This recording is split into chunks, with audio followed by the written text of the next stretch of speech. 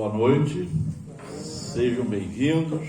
É com muito carinho, alegria que a gente recebe a todos aqui nessa segunda-feira fria. Pedimos que desliguem os celulares, por favor. Queremos dizer também que nós estamos numa campanha para arrecadação para a compra de cobertores, quem quiser contribuir. E também dizer que a partir de terça-feira que vem nós iniciamos um novo grupo de estudo do Livro dos Espíritos. Então, quem quiser participar, a partir de terça-feira, às 19 horas, aqui, é só deixar o nome lá comigo, lá no final, na hora de sair, tá bom? Que Deus esteja junto de nós, nesse momento, os bons espíritos nos acompanhem, que seja como dizia o Gilson, um momento de recarregar as baterias, de trocar os olhares, os sorrisos, que nós possamos sair daqui melhores que chegamos. Esse é o objetivo dessa casa de oração. Soninha vai fazer o relaxamento para a gente dar início aos trabalhos. Boa noite a todos. A gente sempre fala que o relaxamento é para que todos se acalmem, que fiquemos numa mesma sintonia. Mas o relaxamento também nos encoraja a ter foco e a concentrar as nossas energias mentais. Remoer continuamente o passado ou preocupar-se o tempo todo com o futuro impede que fiquemos atentos ao presente. O relaxamento nos fortalece para a realidade, para enfrentarmos a realidade do hoje, e ao fazer isso, nos oferece liberdade em relação não só ao que já passou, mas ao porvir. Hoje, eu escolhi um relaxamento da prática da mente serena. Então, vamos começar acalmando nossos corações. Vamos começar a prática da mente serena, que acalma sua amígdala ou o centro de luta do seu cérebro. Essa poderosa experiência é baseada em respiração, observação e visualização. Com a mente serena, você dissolve conflitos internos, constrói inteligência emocional para se mover através da vida com força e felicidade. Então fiquemos com nossa coluna ereta, nossos pés plantados no chão. Sentem-se imóveis como uma pedra, com as mãos no seu colo e as palmas viradas para cima. Gentilmente feche seus olhos. Vamos tomar 3 respirações profundas e com atenção. Inspire e expire profundamente. Novamente, inspirando e expirando profundamente. Inspirando e expirando profundamente. Agora, observe o seu estado interior até descobrir a emoção exata que você está sentindo. Continue respirando. Olhe seus sentimentos até que você seja capaz de reconhecer e nomear a emoção que está experienciando. Observe é a direção do fluxo dos seus pensamentos. Você está obsessivo com o seu passado?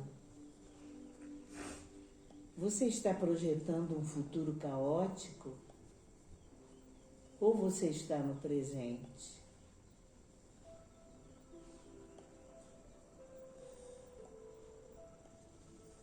Coloque agora a atenção na sua testa, entre as sobrancelhas. Imagine aí uma pequena chama flutuando no centro delas. E veja essa chama se mover para dentro de sua cabeça, na direção do centro do seu cérebro. E veja essa chama flutuando no meio do seu cérebro, limpando, curando, limpando, curando.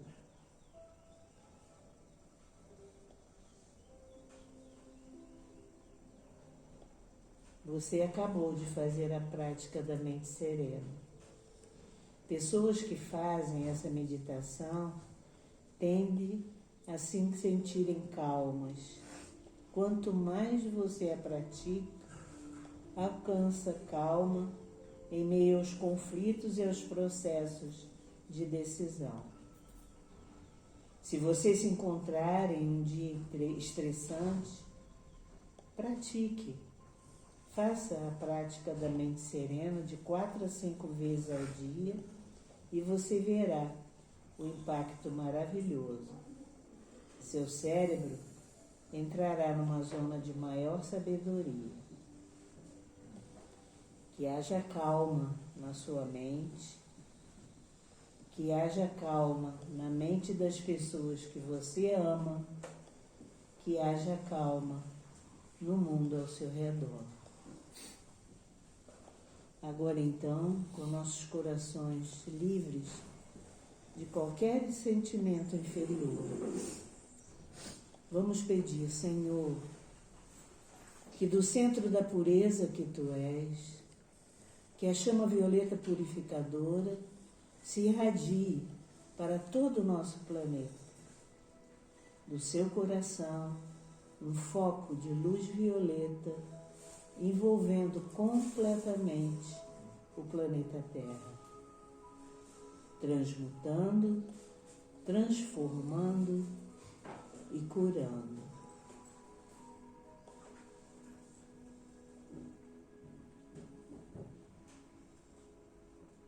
Senhor, do centro do amor que Tu és, que a luz rosa do amor envolva cada ser que habita o planeta Terra e que esses seres distribuam à sua volta o amor universal que existe na essência de cada um. Do seu coração, um foco de luz rosa envolvendo cada ser que habita o planeta Terra e que eles distribuam à sua volta o amor universal.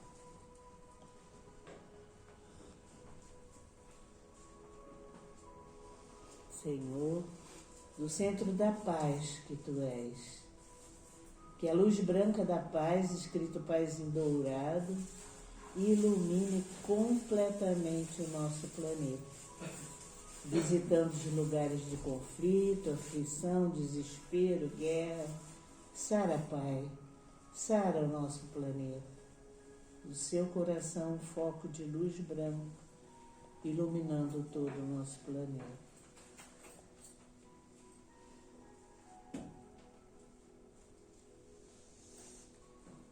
Senhor, do centro da sabedoria que Tu és, derrama-te luz dourada sobre todo o cosmos. Do seu coração, foco de luz dourada, iluminando todo o cosmos. Senhor, que a pureza, o amor, a paz e a sabedoria se estabeleçam na terra. Que assim seja, graças a Deus. Diácono, para fazer a leitura, por favor. Vamos aproveitar, refletir sobre essa mensagem que a espiritualidade trouxe para nós. É sobre o silêncio. Cale a sua mente, ouça seu silêncio, que terá todas as respostas. Elas nunca vêm de fora, mas do seu mais profundo ser. Dentro do silêncio, ouça a natureza. Não fuja de si próprio. Estamos constantemente conectados com o universo. Ouça o que ele tem a dizer. Esvazie todos os sentimentos que levam você a ficar surdo às suas necessidades mais profundas. Cale a sua mente a tudo que lhe afaste da sua essência. E dentro do seu silêncio, encontre com seu eu, converse com ele, ame-se. Cale a sua mente a tudo que lhe fere, lhe maltrata, e procure dentro do silêncio saber quem é você. Qual a proposta do universo para você? Cale a sua mente para tudo que lhe afasta do Criador. Cale a sua mente para o mundo barulhento, que nos desvia de nossa missão, que nos afasta cada vez mais de nós mesmos. Mente barulhenta nos distrai, não nos deixa ouvir nossa proposta maior. Cale a sua mente, encontre sua alma, que assim seja. Deus de misericórdia, Jesus, mestre amado, mentores dessa casa, é com muito carinho que iniciamos essa noite, que os bons espíritos possam nos inspirar, nos intuir, que o nosso palestrante seja coberto das luzes da espiritualidade amiga, que podemos ter uma noite que possamos aproveitar os ensinamentos, que possamos sair daqui mais fortes, mais leves, que possamos ter uma semana de paz, com as bênçãos e a graça de Deus, que assim seja. Amém. É com muita alegria que a gente recebe o Dr. José Henrique Rubim, depois de tanto tempo, depois das dificuldades, das vicissitudes, mas estamos aqui de volta e trazendo esse nosso querido palestrante, amigo do GE, um palestrante internacional, que tem um carinho enorme com essa casa, que está sempre aqui, e tinha uma sintonia maravilhosa com o nosso irmão Gilson, e eu até me emociono com a sua volta à nossa casa. Seja bem-vindo sempre. Queridos companheiros, uma boa noite.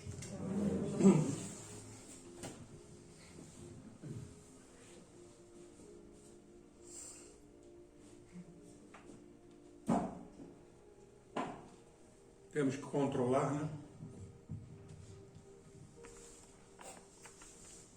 A psicosfera da casa, a emoção.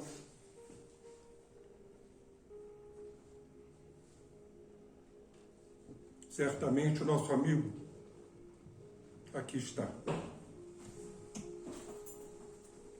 Muito bem.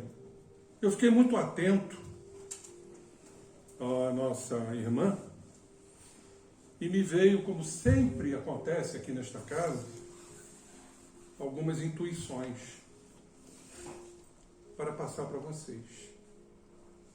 A importância da prece. A gente fala muito de prece e às vezes não entende profundamente o poder da prece. Então ela estava falando aqui o amor que envolve a humanidade, as pessoas, e automaticamente criamos em nossas mentes um paradoxo ao vermos essa guerra fratricida que ainda está a acontecer. E ficamos imaginando, minha irmã, como é que essas preces chegam a esses governantes, a esses dirigentes, a esses beligerantes, mas chegam. Embora refratários não temos ideia do poder emanado do que a nossa irmã aqui nos relatou, com muito carinho, com muito coração. Estas energias vão chegar a todos. Vai haver um movimento muito profundo na zona mais delicada e sutil de todos nós, que é o reino de Deus. Deus está em nós. Vocês já pararam para pensar nisso? Quando se mata alguém, estamos matando Deus. Vós sois deuses. Eu fico impressionado com isso. Mas também, automaticamente, eu penso, os escândalos são necessários, mas aí daqueles que promoverem o escândalo. Há um movimento imperceptível a estas criaturas vedadas ao bem, ao amor. Mas não deixa de haver um certo movimento como uma experiência inconsciente nessas criaturas que um dia eclodirá. Sabem como? Pela dor. A dor visita a todos. E essas criaturas, diante da dor, vão de alguma forma repensar suas atitudes. Porque não há como conter o progresso espiritual. Nós fomos destinados, criados, para chegarmos à perfeição. Ninguém se eximirá disso. Nem o mais hediondo, cruel indivíduo se eximirá do progresso.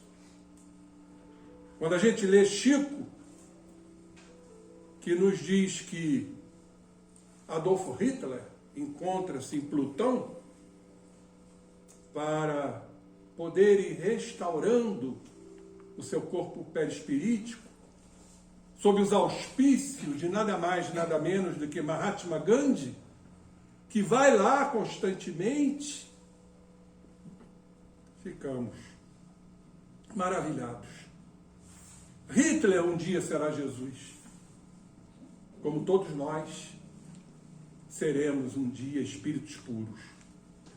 E por isso eu trouxe aqui esse tema muito propício, com o título No Longe dos Tempos, que em verdade é um título do livro Há Flores no Caminho, pela querida poetisa do Cristo, Amélia Rodrigues.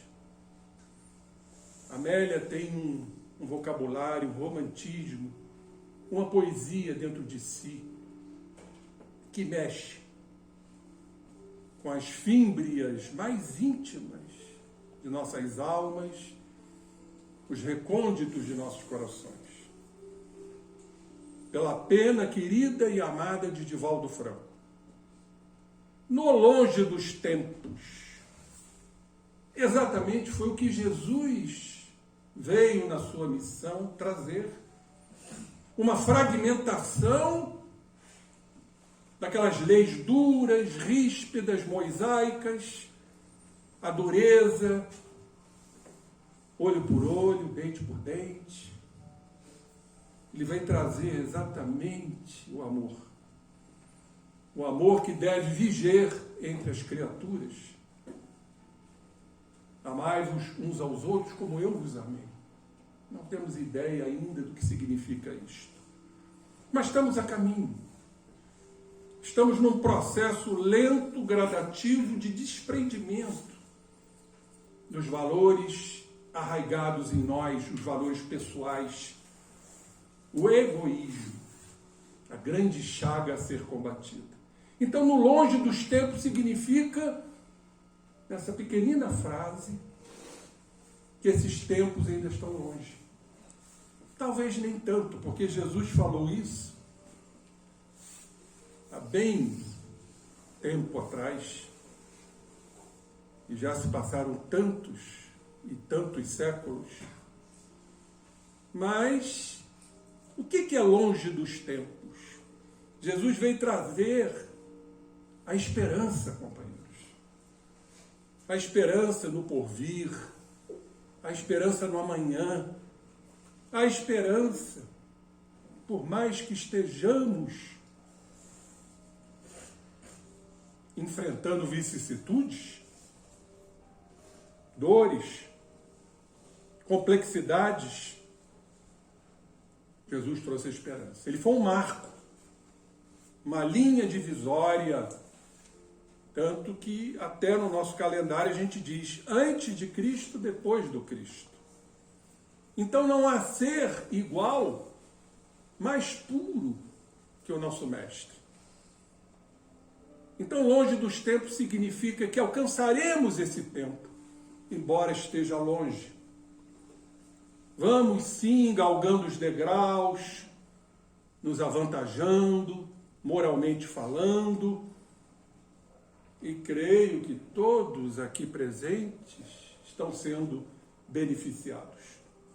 Enfrentando o frio desta noite de maio, nós estamos sendo abençoados. A nossa querida Amélia inicia, como disse, na sua poesia. Ela diz assim: na acústica da natureza prosseguia a vigorosa balada dos direitos dos humildes.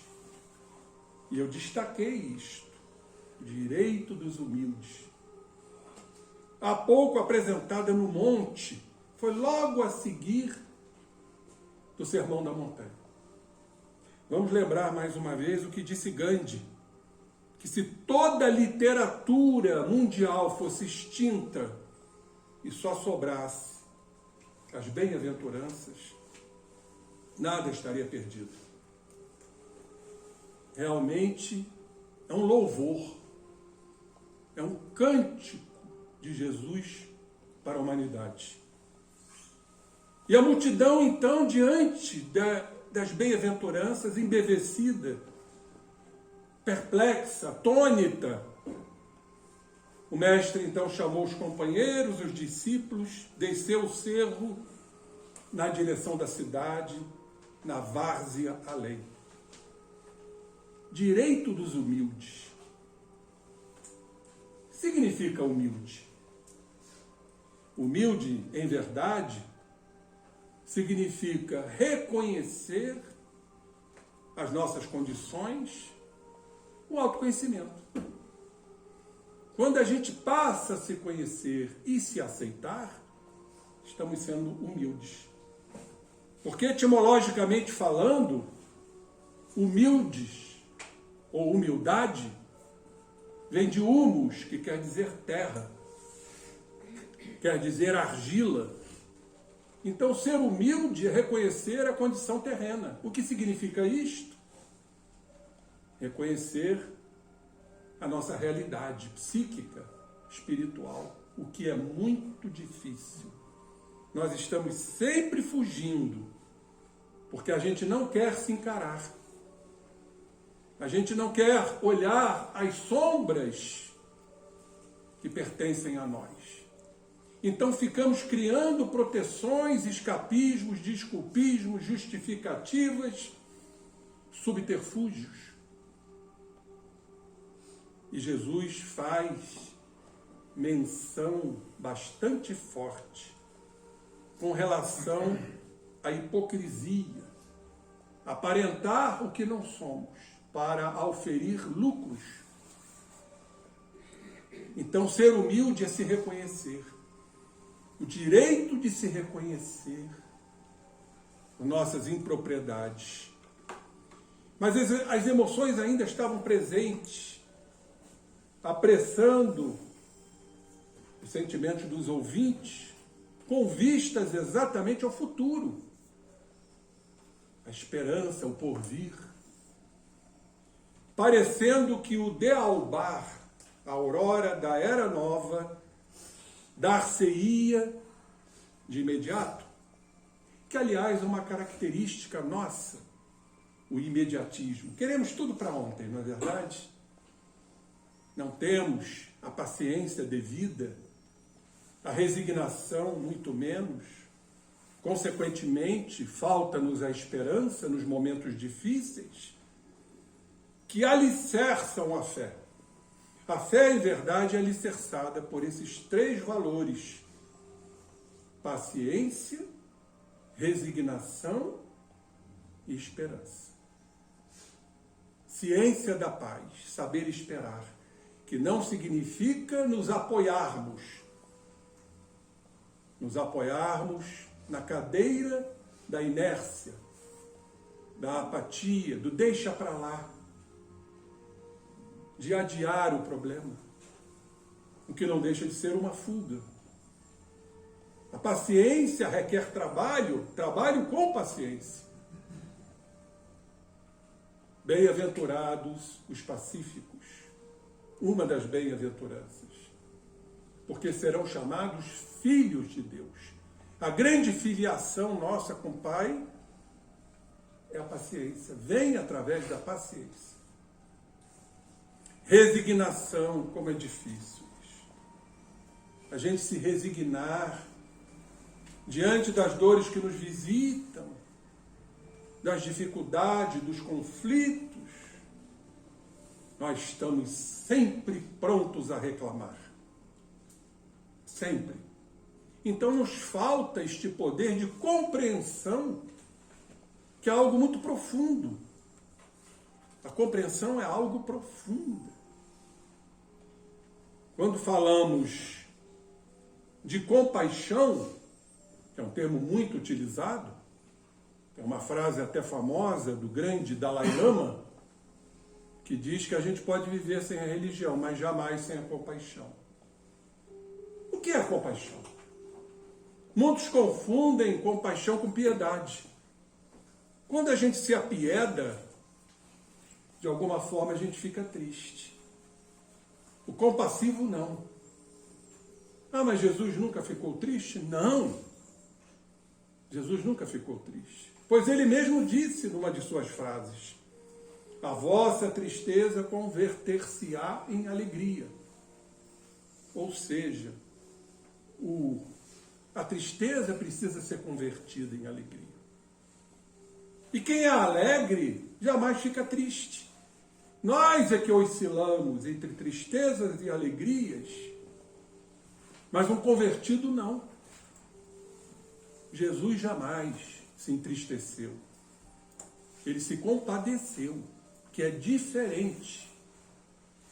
A compaixão significa a profunda compreensão do infortúnio alheio, da desdita alheia.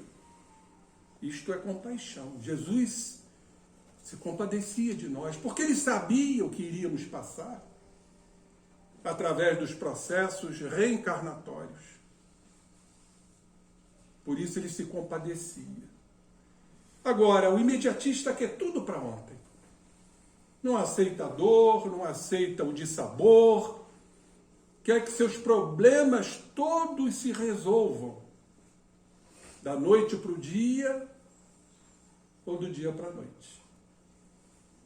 E aí, então o imediatismo leva a um quadro, a um transtorno bastante comum, que é o transtorno da ansiedade. Mal do mundo moderno. E a ansiedade, quando não atendida, ou quando não escoada, geram sentimentos de frustração, de incapacidade, de incompetência, de baixa autoestima, de culpa. Instala-se perigosamente a síndrome depressiva, que hoje acomete quase que 1/4 da humanidade. Preocupante.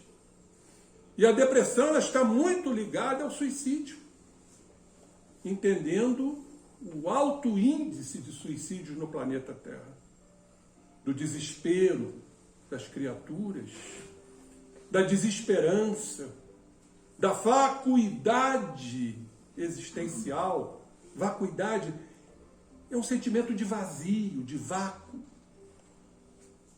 um sentimento de falta de esperança, que foi exatamente o que Jesus nos trouxe. Então, mesmo os apóstolos, ainda queria que tudo se desse de imediato.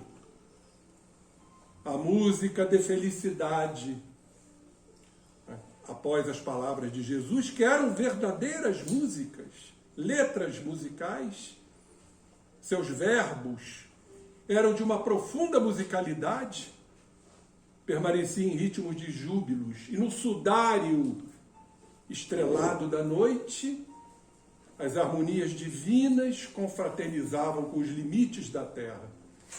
Desciam as harmonias divinas. Após aquele momento que foi a grande linha divisória para a humanidade, que foram as bem-aventuranças. Todos os discípulos fascinados por aquele conteúdo maravilhoso do Sermão das Bem-aventuranças não cabiam em si de tão contentes que ficavam. Porque quando falamos de felicidade, temos que questionar o que é a felicidade. Será que a felicidade se resume nas conquistas materiais? Nos prazeres hedonistas da matéria? De ter, e jamais alcançará os objetivos. Porque isso vai criando um vazio. A alma não foi criada para ter. A alma foi criada para ser. Então esse vazio habita esses corações insatisfeitos, desgovernados, em cada vez querer mais e cada vez mais sofrendo da falta de sentido pela vida, que é o que está acontecendo atualmente. As pessoas estão sem sentido pela vida. E aí então recorrem, lamentavelmente, à prática do autocídio. Então a felicidade, meus irmãos, é da alma.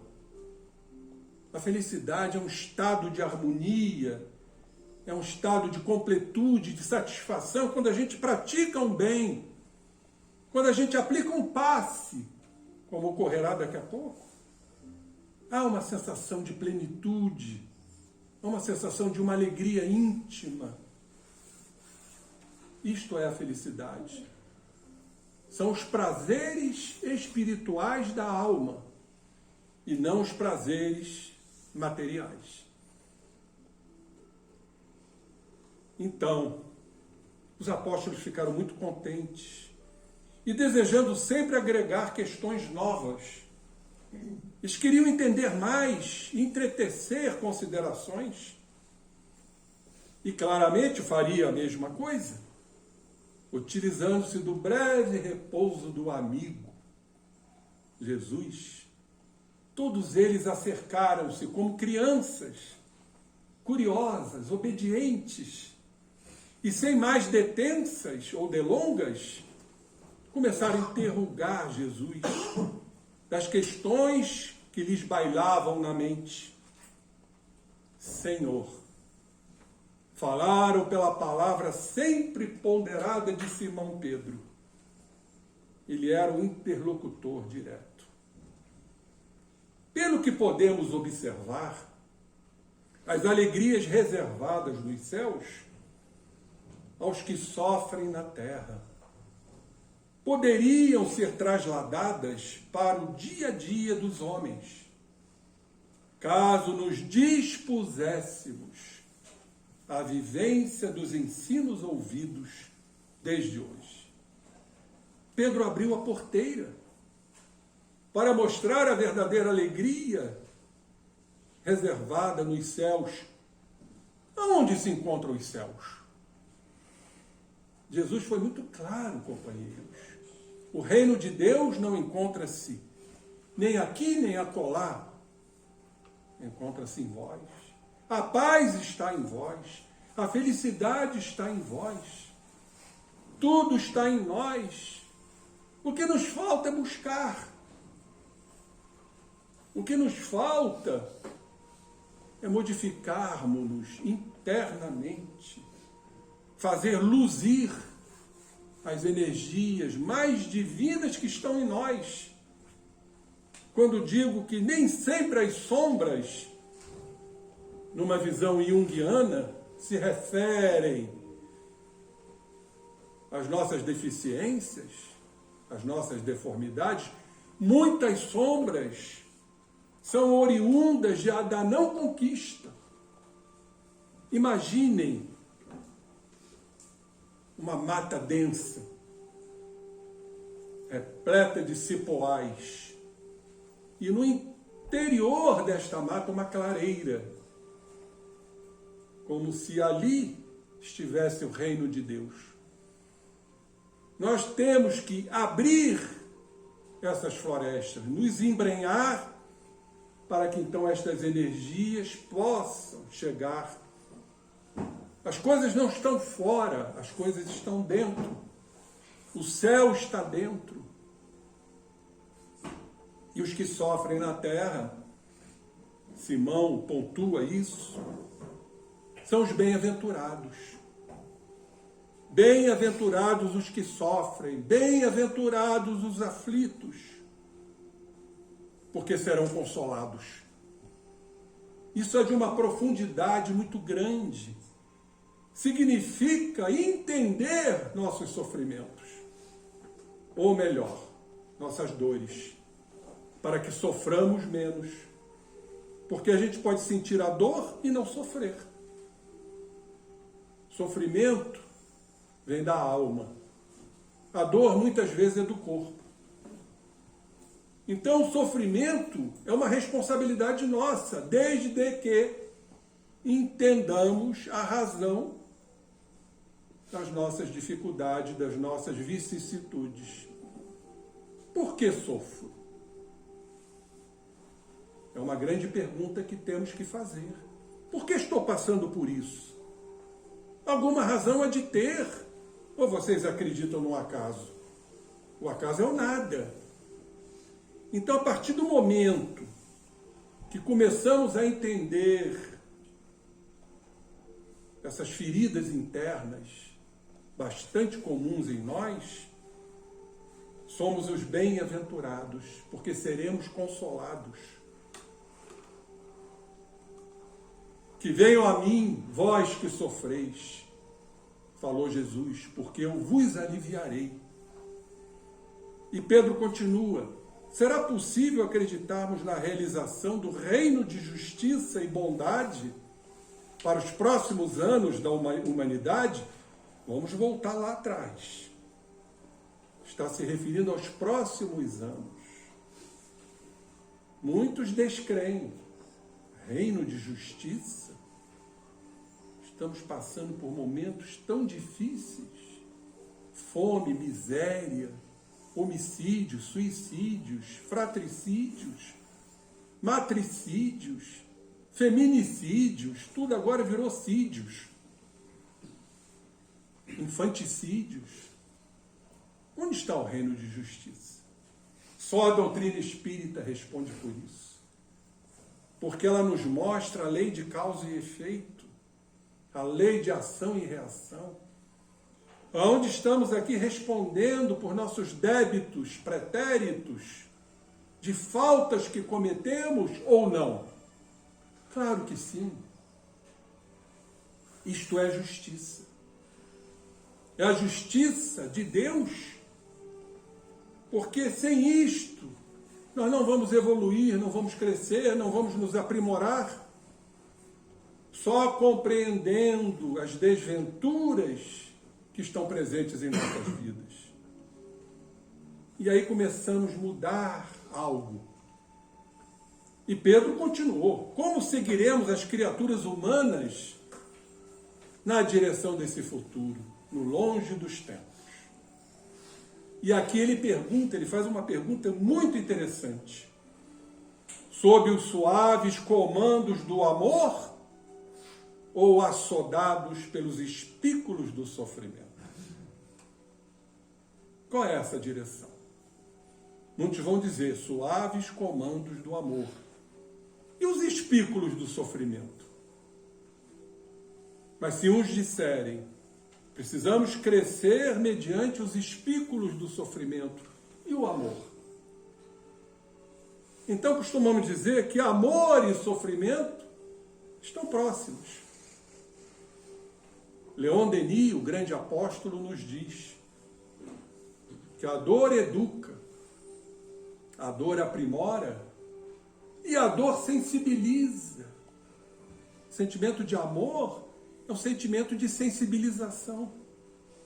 Mas como conjuminar uma coisa com a outra? Parecem paradoxos, antagonismos. Não. Eu pergunto, onde inicia-se o amor? O amor inicia-se em nós, ou não? Não foi o que o Cristo nos falou? Amar a Deus sobre todas as coisas, ao próximo como a ti mesmo. Então isso tem um nome, auto-amor. Agora, para a gente se amar, a gente tem que se reconhecer. Isso é óbvio. Se eu não me reconheço, eu não estou me amando. Eu estou fugindo de mim mesmo. Eu estou criando um adversário dentro de mim.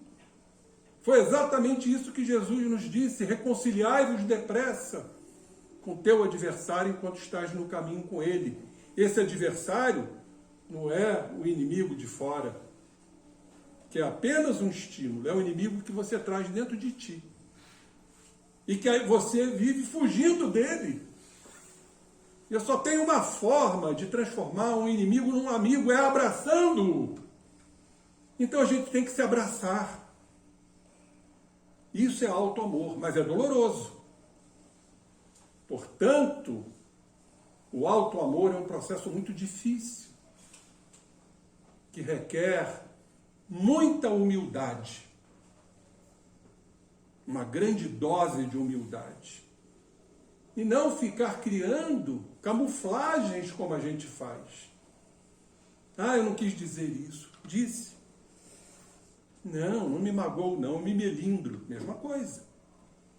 Eu não tenho inveja não, tenho inveja branca. É inveja. Então nós somos falsos com a gente mesmo. Essa é a grande realidade. Precisamos fazer isso despencar. Tirar do trono do egoísmo, da egolatria, do eu acima de tudo. Eu sou tão importante, eu me reconhecer como invejoso? Que é isto? E esse reconhecimento é tão difícil e doloroso. Por isso Pedro foi muito feliz. Havia uma ansiedade muito grande, que fulgia nos olhos desmesuradamente abertos do amigo, que ele era o representante natural das inquietações gerais, que é exatamente o que acontece hoje. Jesus é o representante de nossas inquietações. Podia-se ouvir os anseios da natureza. Isso é lindo, arrebentando-se em onomatopeias espontâneas. O que são onomatopeias? São sons da natureza que o nosso ouvido mouco pouco escuta, porque a gente está preocupado com os nossos problemas e deixamos de ouvir os sons da natureza. Precisamos treinar nossos ouvidos, os ouvidos da alma, observar o ciciar dos pássaros, o crestar da grama sob a ação do sol inclemente, o marulhar das águas beijando os seixos dos rios, a brisa suave e leve que traz as mensagens para que nós possamos ouvi-las, são as onomatopeias. O Senhor então relanceou o olhar pelo grupo emocionado, tocados que estavam pelas bem-aventuranças, num sentimento de união, pois tudo conspira para a união, quando há tanta desunião. Lembro-me a frase do Vinícius de Moraes, que nos dizia, com a sua poesia maravilhosa, que a vida é a arte do encontro, onde há tanto desencontro pela vida. O que impede um encontro? a solidariedade, o pertencimento, o amor. É o egoísmo. É a visão do eu acima de tudo. Vamos lembrar a parábola do bom samaritano, onde os grandes doutores da lei passaram e quem foi atender o ferido? O samaritano. Samaria era expurgada naquela época. Para quem é o reino dos céus? Perguntou Jesus. Para aquele que praticou a caridade, aquele que fez o bem, a união. Sem essa visão coletiva, combatendo o individualismo, nós não vamos crescer. E antevendo os longes do futuro, Jesus começou. A Sinfonia da Montanha, meus irmãos, está lá no Evangelho segundo o Espiritismo. Vamos lê-la e relê-la. É a carta de libertação do homem. É uma outra palavra que suscita muitas vezes dúvidas. O que é libertação? Ah, libertação eu vou fazer o que eu quero. Libertação eu vou para onde eu quero. Vou gastar meu dinheiro como eu quiser. Isso não é libertação. Isso é desejo. E o desejo, pelo contrário, não liberta, aprisiona. A grande libertação é libertarmos-nos das correntes, dos elos, dos grilhões que nos aprisionam aos nossos valores, às nossas crenças, das quais não abrimos mão. Tem que ser assim e acabou. Não é assim que funciona? Então, quando a gente começa a se libertar, e não há outro processo de libertação a não ser pela transformação. E para haver a transformação tem que haver o reconhecimento. E para haver o reconhecimento temos que ter humildade. Não é vestir andrajosamente, doar seu dinheiro, não ficar aqui ambicionar conquistas materiais. Isso não é plenamente a humildade. Conheço muita criatura que vive paupérrimamente e, no entanto, são extremamente orgulhosos e vice-versa. Então, a humildade está nesse autoconhecimento. E diz aqui Jesus, é a carta de libertação, está tudo lá nas bem-aventuranças. Do homem que se fazia servo das paixões dissolventes, bem distante do amor, pois até não começou nem o processo do auto-amor, objetivando inverter a ordem dos valores vigentes e demonstrando que a vitória da vida, disse Jesus, a vitória da vida se baseia unicamente, companheiros, na estrutura do ser que se renova. Transformação. E se supera. Com os olhos postos na imortalidade. Pois se há uma certeza irrevogável, é que somos imortais. Por que valorizar tanto a matéria? Nos prendendo às questiúnculas da matéria. Se somos seres espirituais, imortais, examinado apenas do ponto de vista material, disse Jesus, a vida inteligente perde o seu sentido.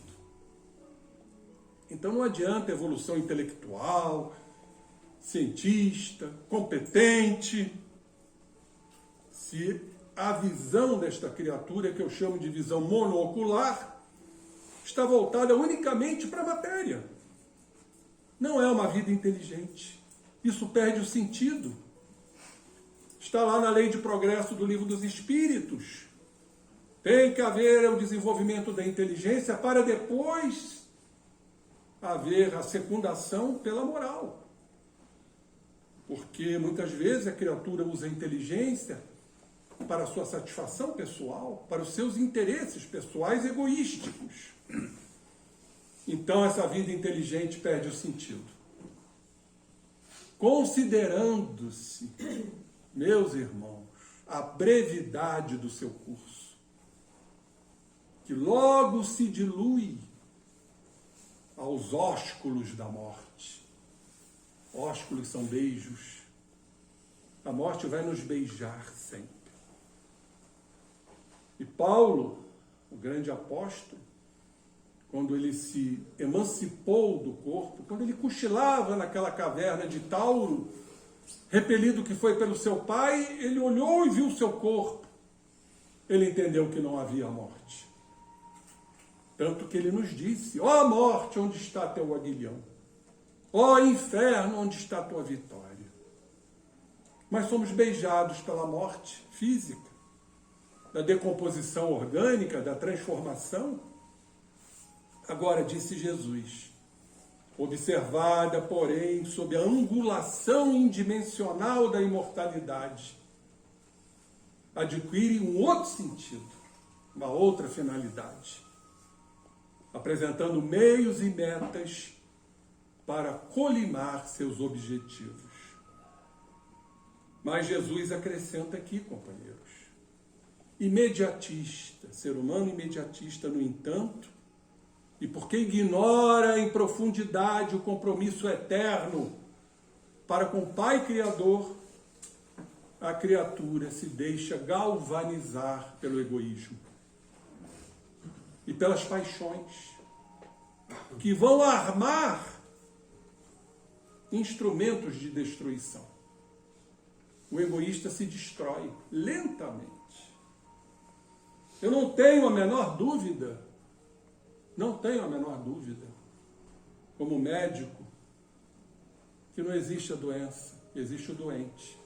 E a grande doença, a grande chaga é o egoísmo. Mas o egoísmo tem a ver com todos os problemas físicos? Tem. Claro que tem. São acúmulos, são conquistas de outras existências acumuladas. Ah, mas eu estou praticando tanto bem, por que isso está ocorrendo com a minha vida? Continue praticando bem. Porque só assim nós vamos fazendo o expurgo, a higienização, como diz o meu amigo Frutuoso, o corpo é o aspirador da alma. Por isso estamos no corpo, para aspirar as impurezas da alma. O egoísmo. E diz aqui Jesus, a ira, a volúpia do desejo, o orgulho, que não é irmão do egoísmo, é fruto do egoísmo, o ódio, a ambição desmedida do poder. Aí está o grande escolho, o poder.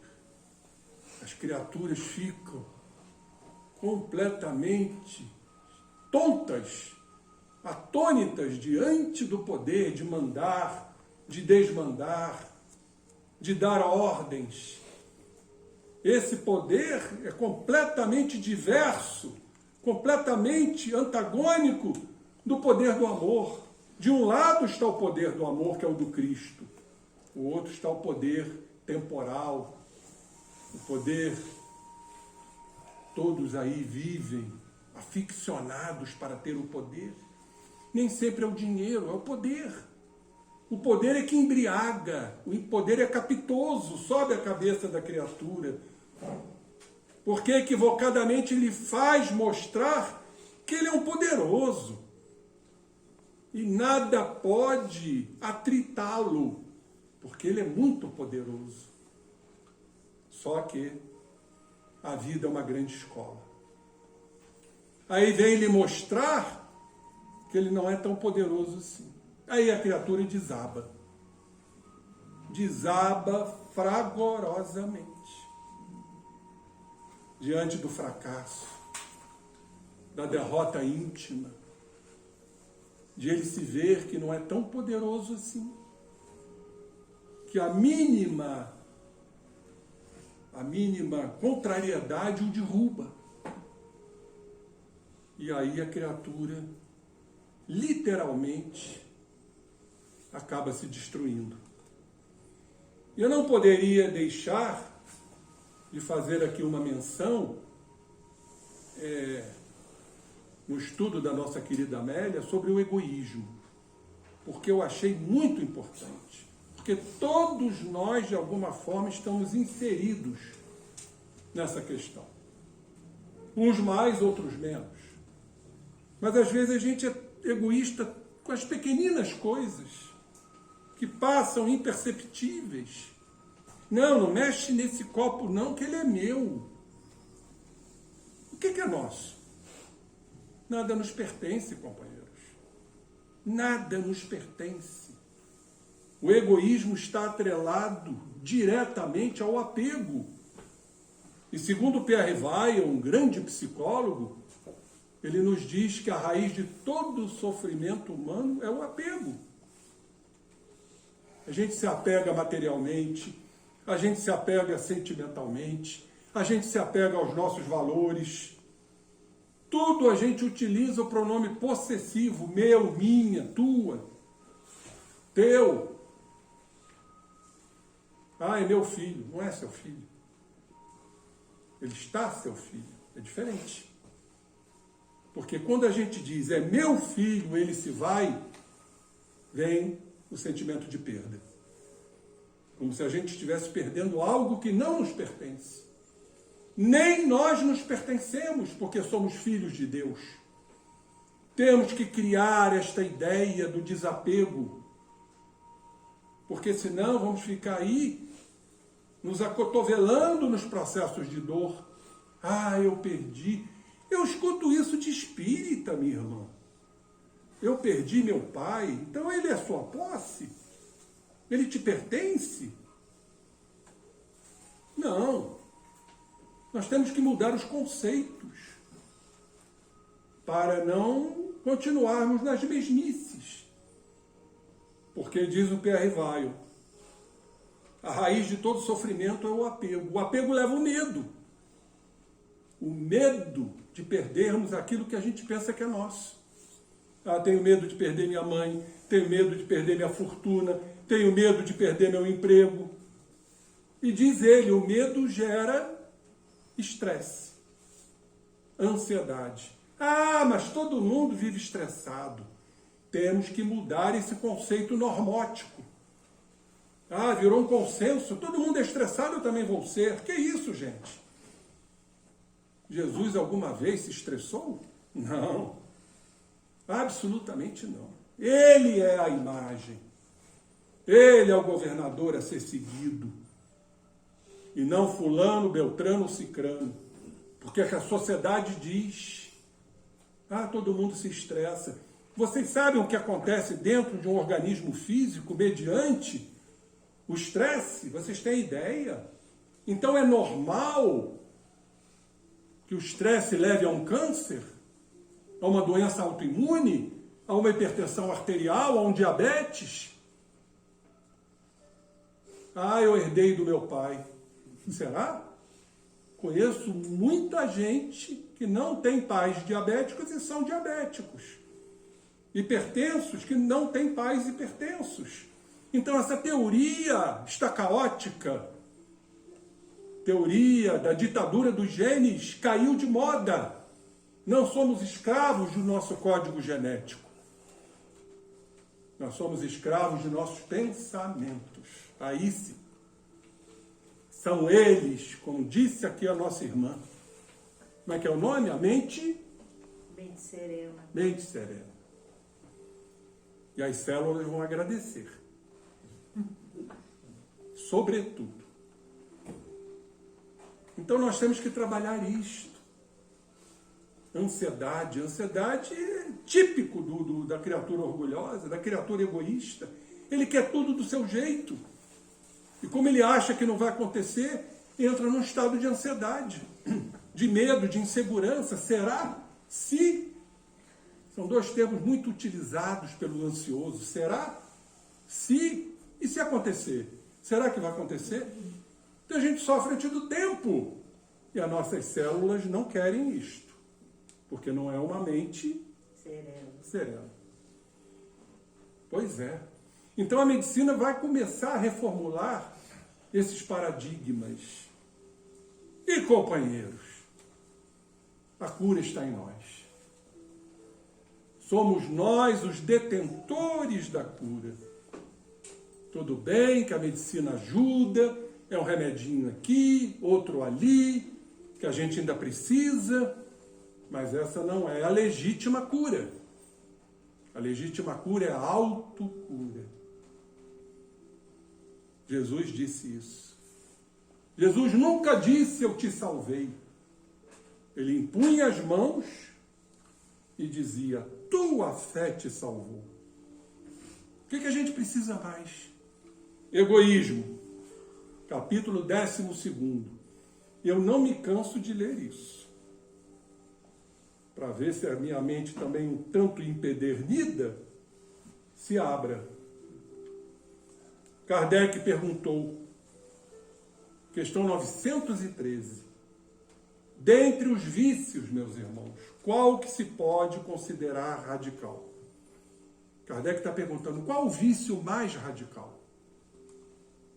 Os espíritos responderam, temo-lo dito muitas vezes, o egoísmo. Então temos que observar aonde nós estamos sendo egoístas. Numa palavra, num sentimento, numa raiva, porque a gente queria que fosse da nossa forma egoística de ser e não da forma do outro. Quando o outro nos incomoda. Então, é a autoobservação. É um treinamento. O autoconhecimento, o autoexame é um treinamento. Egoísmo. Daí deriva todo o mal. Olha o que os espíritos nos falam. Estudai todos os vícios e vereis que no fundo de todos há egoísmo. Por mais que lhes deis combate, não chegareis a extirpá-los, enquanto não atacardes o mal pela raiz. Enquanto não lhe houverdes destruído a causa. Tendam, pois, todos os esforços para esse efeito, porquanto aí é que está a verdadeira chaga da sociedade. Vamos prestar atenção no que os espíritos falam. Estudai todos os vícios.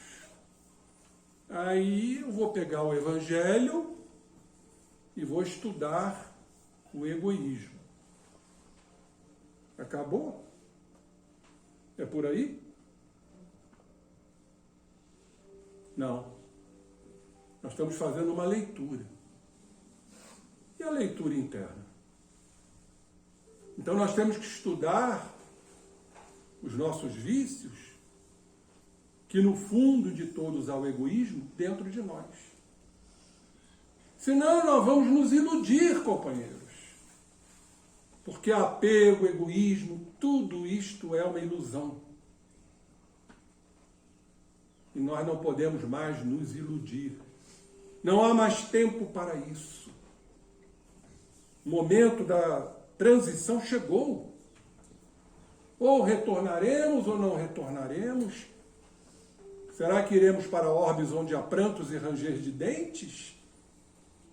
Ou o momento chegou da luta, mas não a luta com fulano, com beltrano, com cicrano, não as guerras nacionais, internacionais, urbanas, não as guerras contra os preconceitos, tudo isso tem até uma razão de ser. Mas a guerra interna não tem armas, como diz Joana de Ângeles.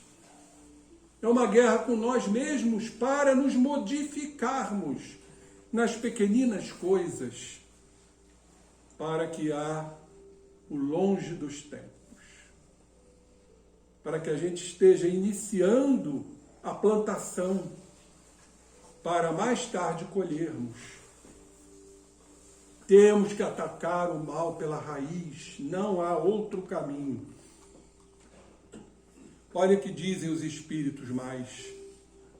Quem quiser, desde esta vida, ir aproximando-se da perfeição moral, deve expurgar do seu coração todo sentimento de egoísmo, visto ser o egoísmo incompatível com a justiça, com o amor e com a caridade. O egoísmo neutraliza todas as outras qualidades. Ou seja, enquanto estivermos sentados no trono do egoísmo, estaremos distantes das qualidades morais e do amor. Que não é também o amor egoístico, o amor de posse, de dominação, de controle, as nossas dependências afetivas, para obtermos vantagens, para suprir nossas vontades, nossos interesses equivocados. A gente fica transitando por tudo isto. Portanto, a doutrina espírita veio desvendar tudo isso, tirar o véu, para nos mostrar a realidade, por mais dura que seja, porque todos nós estamos incluídos. Kardec nos fala a respeito do egoísmo. O homem deseja ser feliz, e natural é o sentimento que dá origem a esse desejo. Por isso é que trabalha, quando trabalha, incessantemente para melhorar a sua posição na Terra, que pesquisa as causas de seus males que estão em nós. Para quê? Remediá-los. Olhem só aqui, praticamente uma complementação do nosso trabalho para irmos longe no tempo. Fazer a plantação agora. Chegou o momento de semearmos. Chegou o momento de adubar, para que depois esta semente se rompa, saia da sua cutícula egoística, para começar a ser uma grande árvore, que inicia-se no arbusto, na chamada vergôntia. A vergôntia é o arbusto. Quando compreender bem, diz Allan Kardec, que no egoísmo reside uma dessas causas, que é o egoísmo que gera o orgulho.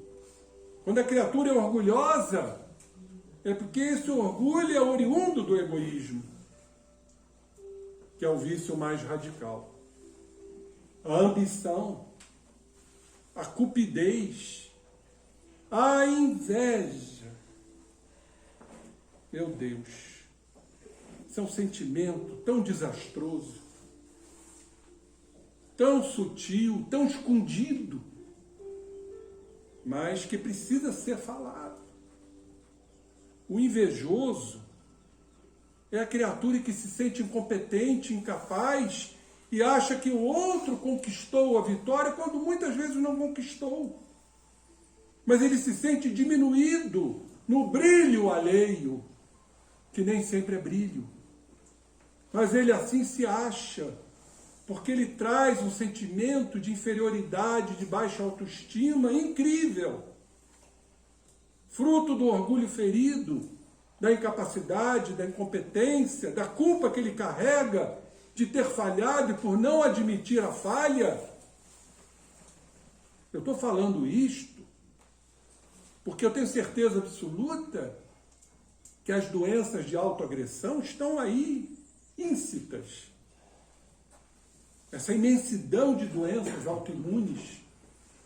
E a criatura se autoflagelando por conta de, psiquicamente, espiritualmente, não admitir o erro, a falha, a derrota, o fracasso.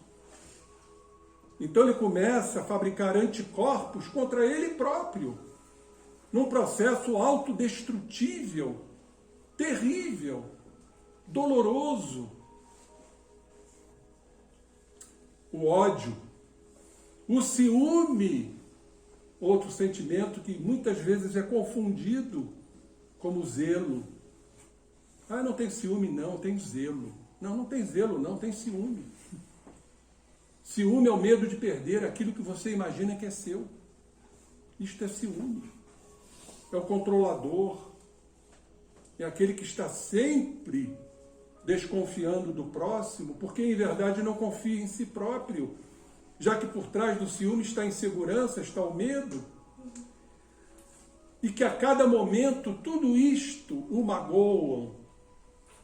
Outro sentimento altamente corrosivo, quando somos contrariados, tem criaturas que um simples não já gera uma mágoa terrível, uma antipatia, porque a gente não pode ser contrariado. E a mágoa é corrosiva, a mágoa é destrutiva, é geratriz de doenças.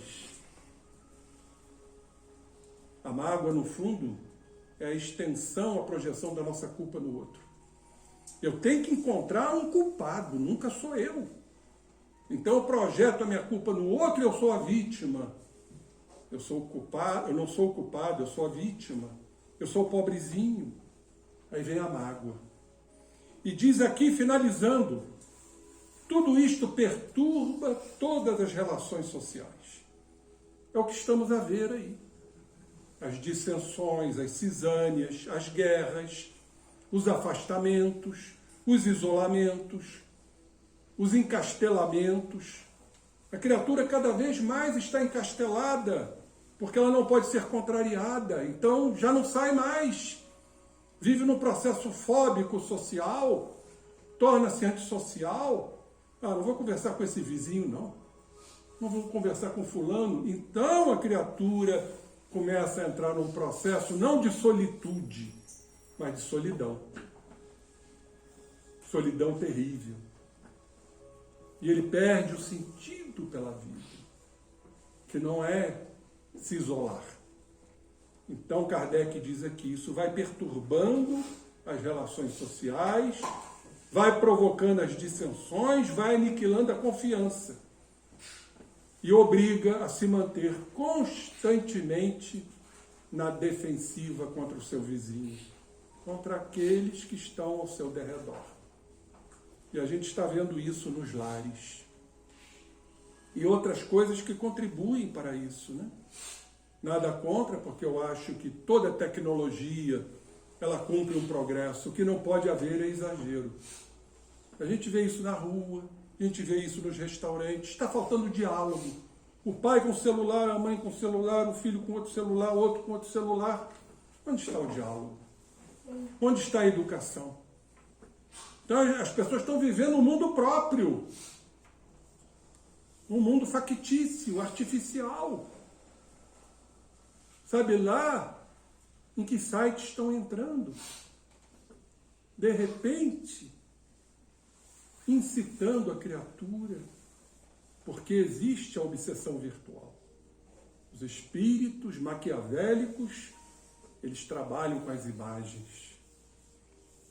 Então, isso que nós estamos a ver. Pessoas que ficam montadas num celular o dia inteiro, não conversam, não dialogam. O mundo deles é um mundo virtual que lhes interessa, egoisticamente falando. Porque eu só vou entrar nos sites que me interessam e que me diz respeito. Mais uma vez comprovando o egoísmo. Companheiros, esses assuntos são tão palpitantes, mas finalizando, Jesus nos convida no longo dos tempos, que possamos nutrir seus ensinamentos, o Evangelho, para nos direcionarmos. Claro que tudo aqui que foi dito não será conquistado da noite para o dia. O processo é de descondicionamento, desimpregnação, lenta, gradativa, mas vitoriosa. Quando a gente começa a se observar, meu Deus, eu nunca pensei sobre isto. Meu Deus, eu estou melhor. Já não estou exigindo tanto, já não estou cobrando tanto de mim e dos outros. Que alegria! Isso é a felicidade da alma, a felicidade da autoconquista. Que Jesus nos abençoe, graças a Deus por tudo, por esta oportunidade, e desculpem-me a emoção inicial, porque eu tenho um apreço muito grande e vi o Gilson sentado ali. Jesus nos abençoe. Amém. Obrigada, doutor Zé Henrique. Eu que agradeço, minha irmã. Vamos agora, então,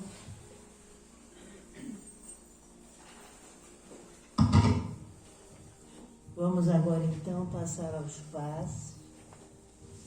E é importante que saibamos que para receber essa energia maravilhosa que é derramada sobre nós, é preciso que estejamos abertos, que nossos corações estejam livres para que possamos receber esse alento maravilhoso.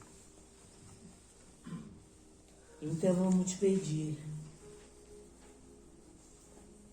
fazendo a oração do patrono de nossa casa, oração de São Francisco, que é a verdadeira oração de transmutação.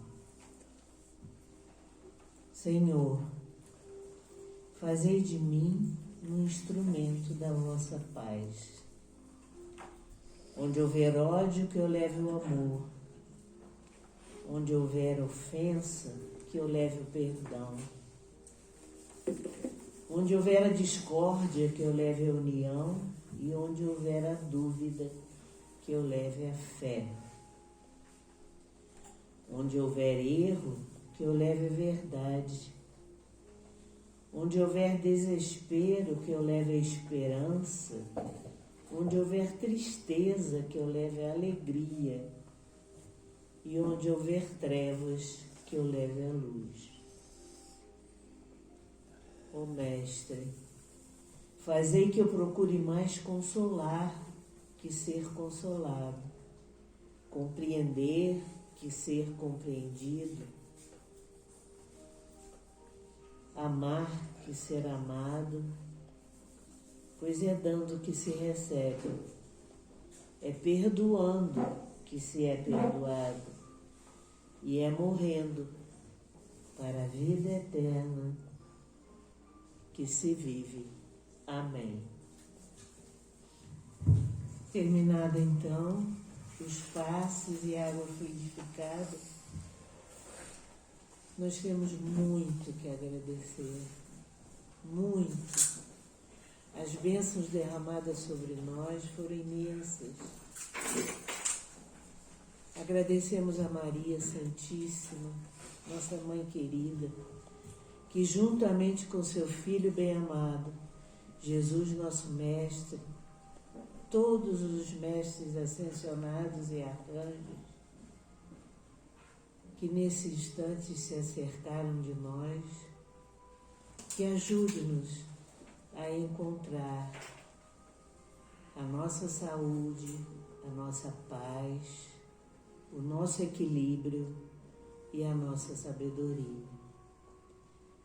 Que tenhamos uma semana de muita luz, de muita alegria, de muita paz.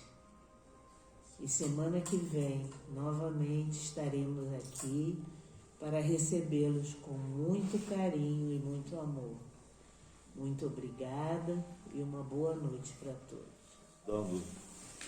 Fazendo uma arrecadação para comprar cobertores para as pessoas em situação vulnerável e também para convidá-los para o início do novo grupo de estudos do Livro dos Espíritos, a partir de terça-feira que vem, às 19 horas. Quem quiser se inscrever, é só falar com o Igor lá no final, tá? Muito obrigado pela presença, obrigado, Henrique. Vou em paz, saúde para todos.